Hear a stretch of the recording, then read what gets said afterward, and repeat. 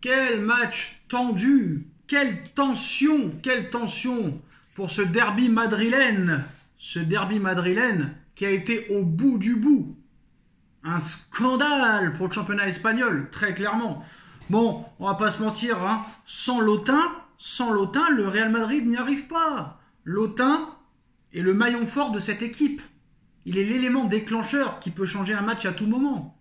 Et oui, quand Lotin n'est pas là, aucun attaquant du Real ne marque. Vinicius ne marque pas, Rodrigo ne marque pas, Hendrick ne marque pas, Bellingham ne marque pas. Le Real Madrid est orphelin de Lotin. Quand Lotin n'y est pas là, le Real ne gagne pas. Le Real parce que je le vaux bien. Et Lotin ce soir a beaucoup manqué au Real Madrid. Hein. Non, sans vraiment plaisanter, ça a été un match assez triste ce soir, non seulement au niveau du jeu, mais au niveau de ce qui s'est passé dans les tribunes. Parce qu'en première mi-temps, match terne, match défensif, l'Atlético qui attend le Real qui attend l'Atlético comme depuis 10 ans qui presse, le Real comme depuis 15 ans qui attend.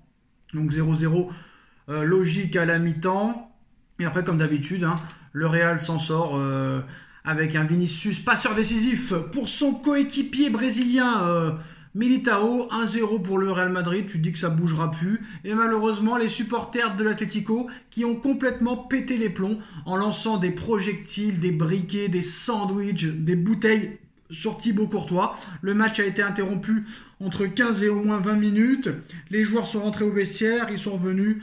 Le match a continué sous une tension maximale, vraiment que ce soit au niveau des tribunes, au niveau du terrain. À la fin du match, ça a fini en folie. Tchouaméni par terre, Llorente qui prend un carton rouge. Ça a très mal fini le match. Et honnêtement, je pense que dans les vestiaires, c'est en train de se taper là. Très clairement, mais mauvaise image pour le football espagnol, mauvaise image pour la Liga. On sait que le championnat espagnol, ils ont beaucoup de problèmes de racisme, problèmes de supporters. Et là, maintenant, ça commence à jeter des projectiles sur les joueurs. Donc là, très clairement, c'est en train de devenir le championnat turc, le championnat serbe, le championnat grec. Donc voilà. En tout cas, à l'arrivée, tu dis que le Real va quand même gagner 1-0. L'arbitre met 11 minutes d'arrêt de jeu et à la 98e minute de jeu, Correa égalise pour l'Atlético Madrid et qui empêche le Real de revenir un peu à hauteur du FC Barcelone qui a été battu hier, mais le Barça seulement a perdu. Le Real aurait pu reprendre 3 points et ils n'en ont pris qu'un seul. Donc ils ont toujours 3 points de retard derrière le FC Barcelone. Et un Madrid qui a cédé sous la pression madrilène en face. La pression du public, l'arbitre assez bizarre. Pour une fois, ça tourne dans l'avantage peut-être un peu de l'Atlético. Et encore... mais voilà, match sous haute tension et le Real n'a pas survécu à cette pression pendant tout le match. Je pense que l'arrêt du match et ce qui s'est passé sur Courtois et en tribune a fait très très mal au Real Madrid.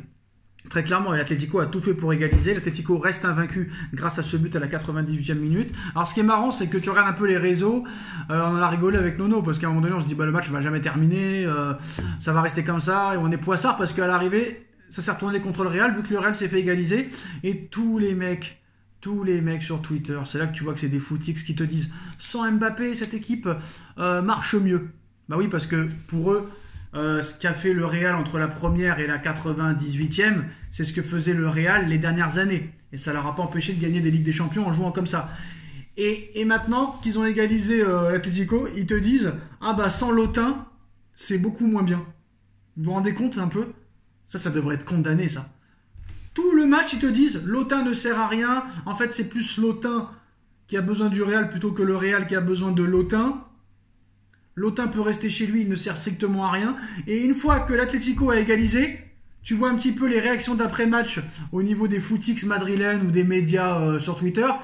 Sans Lotin, le Real n'y arrive pas. Sans Lotin, les attaquants manquent de finition, manquent d'intuition, manquent d'imagination. Donc à un moment donné, là, tu peux plus rien faire pour eux.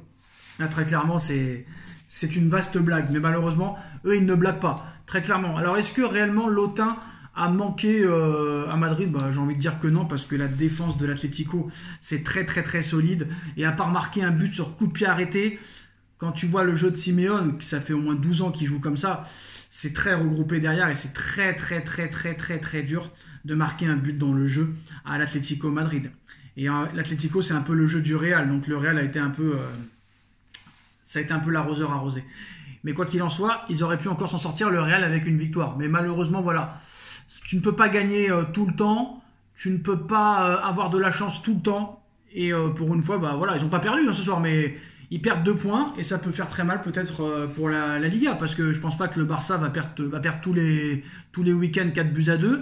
Donc là, c'est un premier avertissement pour le Barça. Le Barça, quand même, s'ils avaient gagné hier, aurait pu prendre déjà 6 points d'avance. Donc je pense que Hansi Flick, qui s'est mis responsable de la défaite, va en avoir gros sur la patate. Mais bon, voilà, c'est que le début du championnat. Mais voilà, avec cette équipe du Real Madrid, si tu veux peut-être espérer la battre, eh ben, il faut vraiment jouer leur propre jeu.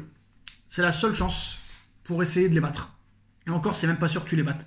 Parce que là, l'Atlético a eu de la chance. Hein. Ils ont marqué à la dernière seconde un match assez bizarre qui s'arrête au bout de 20 minutes. Et c'est comme au tennis. Hein.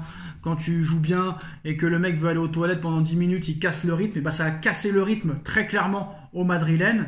Et ils s'en sont parmi. Voilà, quand ils sont revenus sur le terrain, ils n'étaient plus aussi à l'aise défensivement, au milieu de terrain et offensivement que comme ils l'ont été lors de la première heure de jeu. Voilà, donc cette interruption a fait très très mal au Real et a fait beaucoup de bien à l'Atlético Madrid, qui avec l'aide des supporters et la pression qu'ils ont mis et la tension qu'il y a eu, bah, a réussi à arracher ce point du match nul.